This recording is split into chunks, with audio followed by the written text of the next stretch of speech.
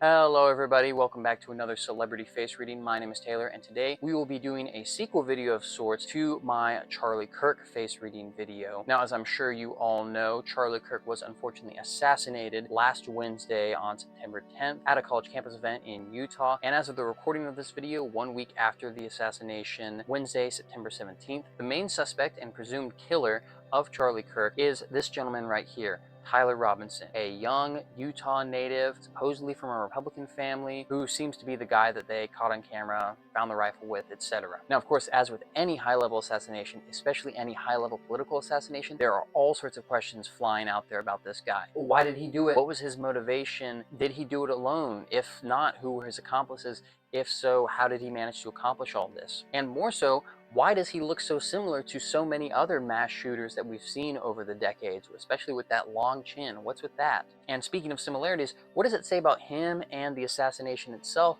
that he and Charlie, in many ways, look so similar? I want to dig into all that today and try to analyze his facial features, his physiognomy, his personality, in order to try and answer all those questions and more today on this celebrity face reading. Without any further ado, let's get right into it. We're going to start off with his side profile, which will tell us about his temperament, his energy of action, and his inborn characteristics. Now, as you can see here, his chin is level with his forehead, and he's got an obtuse angle to his jawline. In combination with his body type and his browner skin undertones, those are all signs of the choleric temperament. Choleric people are very willful, bossy, commanding. They think, plan, and act in the long term. They can be somewhat insensitive or uncaring superficially at times, but that is because they are so focused on their goals, their mission. They're the builders of the world, and they are positive pessimists, which means that they very acutely see all the problems in the world, but that doesn't discourage them. Rather, it encourages them to take action to solve these problems. And we see that this guy seems to have very much taken action to solve what he saw as a problem. But he's not a pure choleric. He doesn't have a high or rounded forehead. His forehead slants backwards. That is not a choleric forehead. It is a sanguine forehead. That means that although he had that very strong choleric energy, his intellect was not choleric. He was not a long-term planner. He was not a visionary. He was a much more impulsive, impatient person, very much focused on action, intellectually speaking, of course. And so when he was deciding what to do, it was very quick and impulsive. But once he was actually in the work, he was very meticulous and took a lot of time to make sure that everything was done right, and was able to really put in that long-term energy, stay up late, work overtime in order to get anything he wanted done. Now, the really interesting thing here is that Charlie Kirk had the exact same temperament, choleric with a sanguine forehead, and we can see parallels there, right?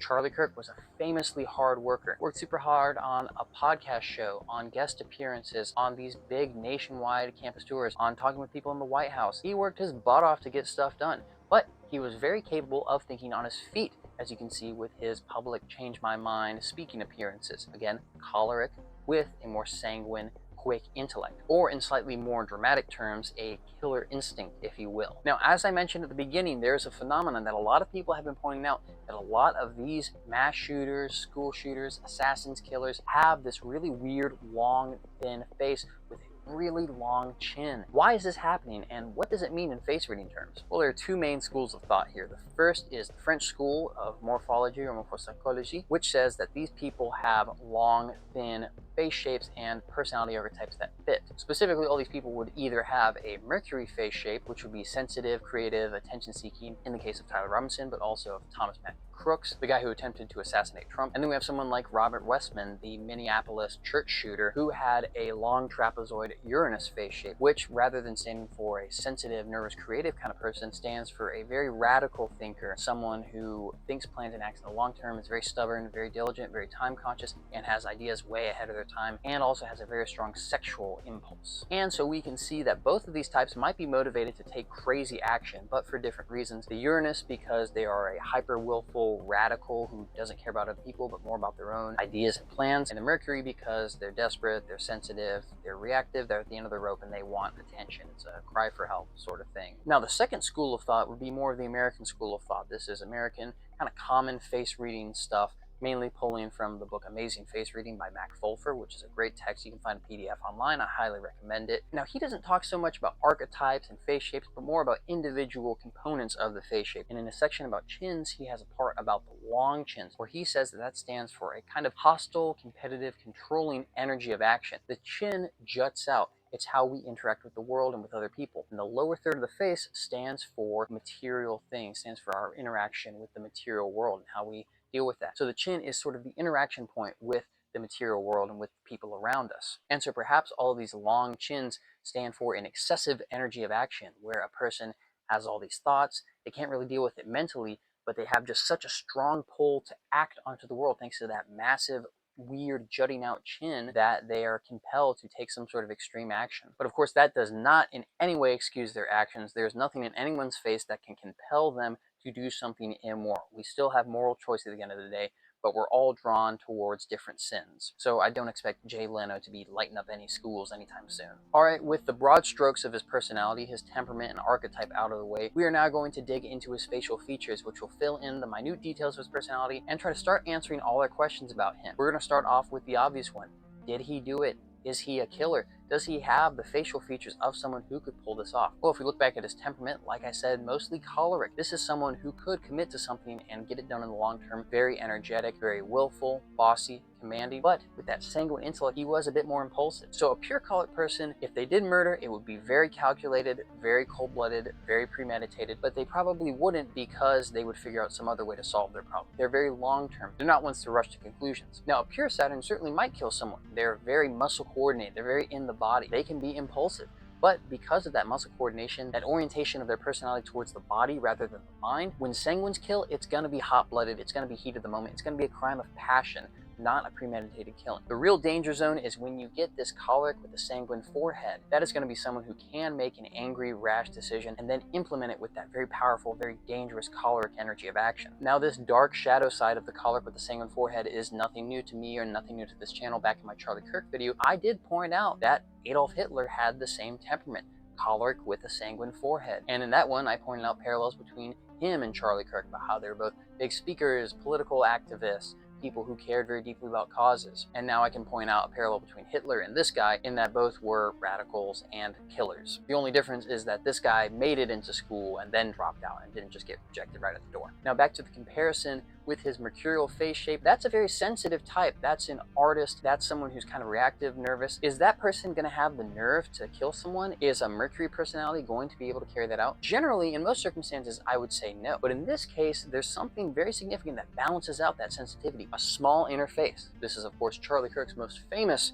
facial feature. And in both him and Tyler, it shows that they were and are detached, aloof. They can compartmentalize mentally to endure stress. So with this Robinson character, we're getting mercurial intellect, quick thinking, and reactivity combined with a sort of stone cold removal and detachment from events instead of a normal mercurial sensitivity and emotionality and empathy. Very dangerous combination. Beware a small-faced Mercury. Unless it's Ryan Gosling, of course. Moving on with his killer facial features, his eyebrows are straight across, which means that he is stubborn, like me. They are also quite low set, which means that he is very quick and decisive. He makes snap judgments, and once he decides something, he will go with it. He doesn't need to take in a lot of information, and he doesn't really take a long time to consider his choices before he jumps into them. And again, with that stubbornness, once he makes that commitment, he's going to stick with it. And if you look at his earlobes, they are attached. Attached earlobes are a very powerful thing. They stand for a sort of very quick, impulsive, intuitive, and powerful animal intuition. People with attached earlobes are great at the physical stuff. They have a great sort of sixth sense about things, but they can be kind of reckless and risk prone. And as we can see, that was definitely the case here. Back towards more the middle of his face, we see that he has a straight nose. That means that he is very level-headed, steady, and rational. Not really given to rash emotion, not led by passions,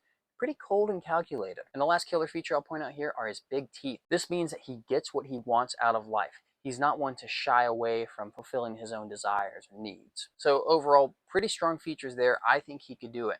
But now the question is, why? What was his motivation? And assuming that he did do it, did he act alone or was this a solo job? Well, let's think about the Mercury type again.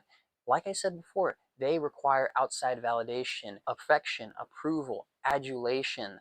So it could have been that he did this for attention. But I don't think he was a fame seeker. He wasn't just looking for attention from the public as a whole or affection from them in a sort of Luigi Mangione folk hero sort of way. I think that he was trying to appeal to a specific group of people that he knew. Why do I say this? Well, let's look back at his mouth. Now, I did say that he has big teeth, but the interesting thing here is that while he has big teeth, he also has big gums, which is a pretty rare combination. People with big gums, that is gummy smiles where you can see the gums very visibly when they smile, are very desperate for affection and approval from other people. They really want a close relationship, and they really want that sort of social validation of having a tight-knit relationship with another person. That is why girls with smiles like that always have a fiance, they're always married, they're always very nice in a sort of cloying, desperate sort of way. You guys know what I'm talking about. No hate to these girls. I love them. They bring cookies to events. They're super fun. Now, in Tyler's case, combine that with the fact that he had very full upper eyelids, very unusual for someone of his more Nordic sort of phenotype. That means that he wanted to belong to a tribe. He wanted to connect with other people. And the third piece of evidence here for the theory that he was doing this in order to satisfy or please a group or conspiracy is his negative canthal tilt on his eyes. That shows that he was a people pleaser. He was conciliatory. He put the interests of others over his own. So it's pretty clear that it wasn't so much that he particularly personally hated Charlie Kirk and he rebelled against everyone in order to do it. It's rather that he saw that the people in his life, the people he knew, maybe his boyfriend, maybe his Discord friends, who knows who it could have been, he saw that they didn't like Charlie Kirk. He felt that he was hurting them with his conservative politics, and so he decided to act on that and take him out. Now the question is, how involved were they? Was he flying solo? We know that he was motivated by the needs of other people, but this doesn't necessarily mean that the other people were involved. Now we have to look to see if he is an independent or a dependent actor. Well, we can see that he had very wide splayed ears. This shows independence, and like I said, those straight across eyebrows show stubbornness. And look to his mouth, it's very small, kind of thin lips, and the eyes very deep set. These all show that he was very quiet, reserved, hesitant to express his true feelings to those around him, and quite resistant to new social connections. I take all this to mean that although he was dependent on others for approval and validation, he was not an entirely dependent actor. He was not acting directly on the behalf of someone else. Rather, he was independently taking action that he had thought of, that he implemented fully on his own in order to do what he thought others wanted. Now, this isn't to say that there was no one who knew about this beforehand. There's been a lot of sus stuff about that. People in the area posting about Charlie Kirk getting shot well before he was. But it seems like in terms of the actual planning and implementation of this, he probably did it solo. I don't think there were any sort of second shooters or anything like that. Maybe not even a getaway driver or anything. All right, now the last thing I'm going to touch on here is the comparison between him and his victim, Charlie Kirk. A lot of people have pointed out they look quite similar. What does that mean? What does that say about the assassination? Well, let's break down the comparison and see exactly what traits they share. First off, in terms of phenotype, I kind of skipped over this at the beginning. They're both somewhat Denaroid, right? They're maybe Celtic Norded, some sort of British Denard variant with that broad, kind of craggy face, brachycephalic, with a long, prominent nose, deep-set eyes, slightly darker pigmentation. These men belong to the same sort of British American ancestry and heritage. Neither of these men were outsiders to this country. This was an ethnic American killing an ethnic American. Now, like I've already mentioned, they were both choleric with a sanguine forehead.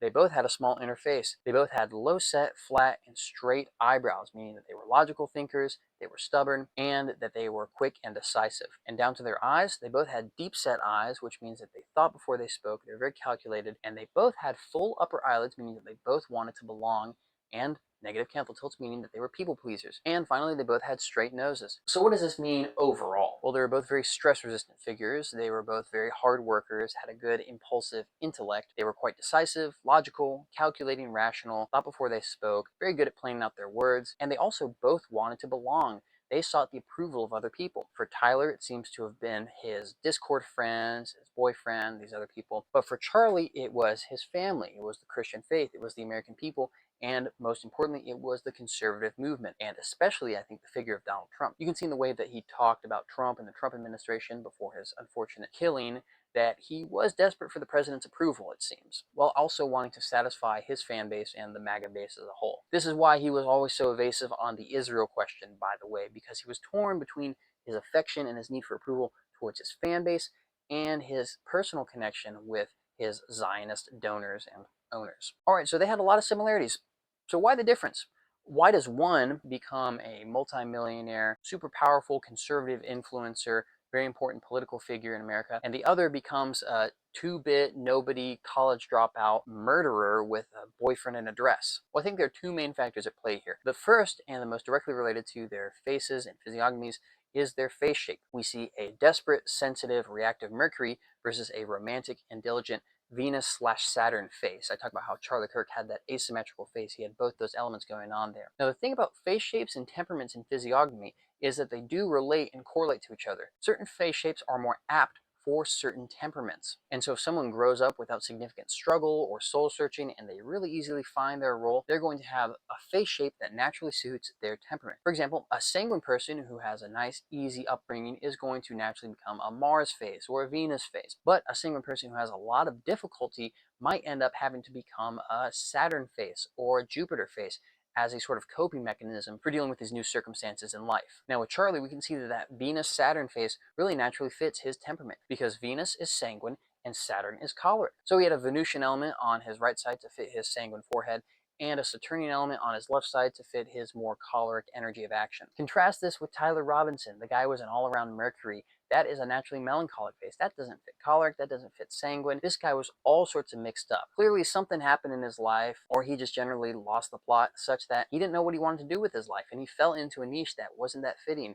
This sort of humorous artist type person, that wasn't him. He should have been more about action. He should have gone out and done something with his life. But for one reason or another, he just fell down this rabbit hole of hypersensitivity, of trying to be charming, witty, and seeking outside validation from other people, which did not naturally suit him. All that to say, it seems like he had a difficulty finding a sense of self, and this might have been a desperate last-ditch effort to try and make an identity for himself. But the second factor here, I think, is the more important one, and that is moral choice. We are born with predispositions. We are, in a sense, predestined towards certain things. Some people are born with a genetic predisposition towards alcoholism. Others are born with the MAOA gene, which predisposes you towards violence, even murder. There are all sorts of things that we're born with. Each of us has our own cross to bear, but that does not excuse any of us from indulging in our respective vices. Yes, Tyler Robinson had his own personal problems. He had his own cross to bear. He had his own struggles. So did Charlie Kirk. So does everyone.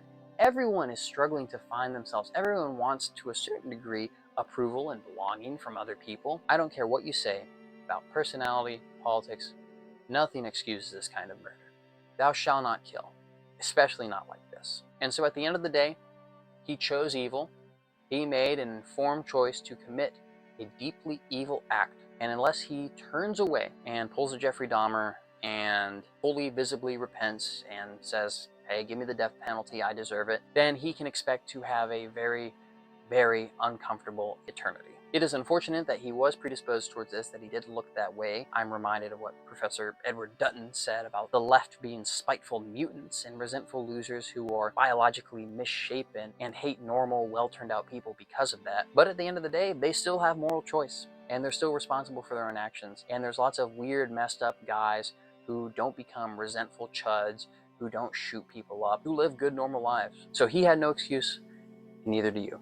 And while the world in America will pretty quickly forget Tyler Robinson, and his family will probably try to forget him, we will remember Charlie Kirk and his face, small as it may have been, because it was the record of all his life's work and the sign of a life well turned out. He was born with some advantages, some disadvantages, but he worked his butt off and he turned to God and prayed. And because of that, he succeeded. He was not perfect. I don't completely agree with his politics. I didn't like his Israel position, but at the end of the day, he was a man who did well with what he was given. Shahid Kirk was the servant who wisely invested his master's talents and was thus rewarded for it with martyrdom. MashaAllah. Alright, that concludes my celebrity face reading of Tyler Robinson. Bit of a dark episode, bit of a dark turn. I'll try to do something lighter next time. Again, leave a comment letting me know which celebrity I should analyze next, what sort of videos you guys want to see. And if you want to learn more about this or get a face reading done for yourself or someone you know, message me on my website. Link is in the description. This has been Taylor from Prosopa Insights reminding you to always judge a book by its cover. Thank you for watching.